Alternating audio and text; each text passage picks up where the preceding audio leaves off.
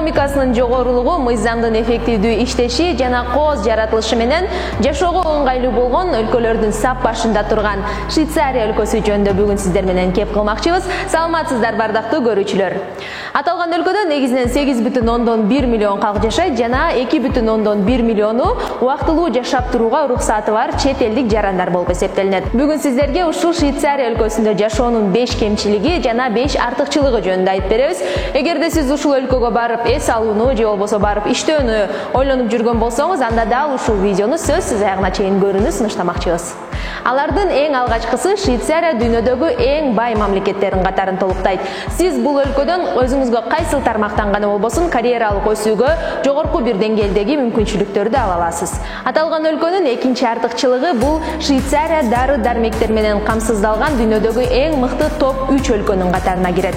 Андыктан бул өлкөдө сизге ден соолугуңузга кам көрүүгө дагы эң мыкты шарттар түзүлгөн деп дагы айтсак жаңылышпайбыз. Мектептерде жана жогорку окуу жайларда идеалдуу инфраструктура менен жана сапаттуу билим берүү тутуму иштейт. Андыктан бул өлкөдө сиздин балдарыңызга дагы, бул өлкөдө жашаган балдар, мектеп окуучулары жана студенттер жогорку деңгээлдеги билим алуу шартына ээ болуу мүмкүнчүлүгү жогору экенин дагы тастыктай кетсек болот. Аталган өлкөнүн 3-чү артыкчылыгы менен тааныштырмакчыбыз. Швейцария бул планетадагы эң кооз өлкөлөрдүн бири деп эсептелинет. Көз жоосун алган архитектуралык үйлөр, көлдөр, тоолор жана таза аба бул дүйнөдөгү эң сонун бир мамлекеттердин бири десек дагы жаңылышпайбыз. Таза абада эс алуу үчүн анын ичинде жөө жүргүнчүлөр жүрүүчү жолдор, велосипед тебүүгө жана лыжа тебүү үчүн дагы бардык шарттар бул өлкөдө толук каралган. Швейцария өлкөсүнүн 4-чү артыкчылыгы бул жерде кылмыштуулуктун деңгээли абдан эле төмөн. Бул дүйнөдөгү эң коопсуз өлкөлөрдүн бири болуп эсептелингендиктен сиз бул жерде жашоодо уурулардан же болбосо ар кандай алдамчыларга алданып калам деп коркпой деле койсоңуз боло берет. 5-чи артыкчылыгы аталган өлкөдө тамак ашка аябай кылдат мамиле жасашат. Мисалга ала турган болсок, жергиликтүү сырдын гана 450гө жакын түрлөрү бар. Жана ошондой эле тамак аштарды колдонууда жалаң гана таза, табигый жана ошондой эле жаңы азыктарды гана колдонушат.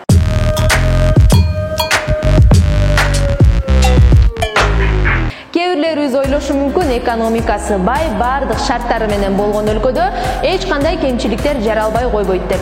Бирок бул жердин дагы жашоонун адамдарга терс таасирин тийгизген өзүнүн кемчиликтери бар экен. Алар кайсыл кемчиликтер деп турган болсоңуз, анда эмесе биз баштамакчыбыз. Швейцария өлкөсүнүн биринчи кемчилиги бул жекшемби күнү айрым кичинекей дүкөндөрдү жана ошондой эле станцияларды эске албаганда дээрлик бардык жерлер жабык болот. Мына ушул себептерден улам жекшемби күнү сиз жөн эле үйдө отурууга туура келет. Башка өлкөнүн жарандары үчүн бул өлкөнүн жарандыгын алуу кыйла эле оорчулук жаратат.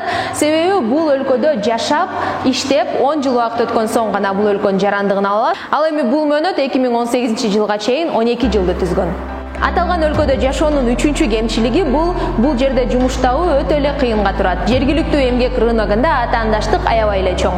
Ал эми сиз өзүңүз жеке бизнес ачууну кааласаңыз, бул жерде жеке бизнесмендерге сөзсүз түрдө С категориясындагы жарандык болушу шарт.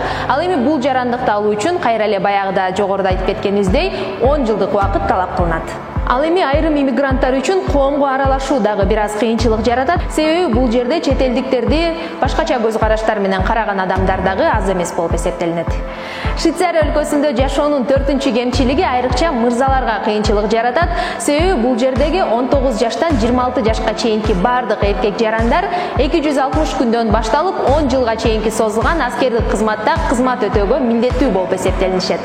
Швейцария өлкөсүнүн эң негизги жана эң акыркы кемчилиги бул Швейцарияда жашоо өтө эле кымбат. Мисалга ала турган болсок, кадимки эле биз колдонуп жүргөн 500 грамм нандын акчасы биздин акча менен болжолдуу түрдө 260 сомду түзөт. Ал эми 1 литр сүт болсо 140 сомго барабар.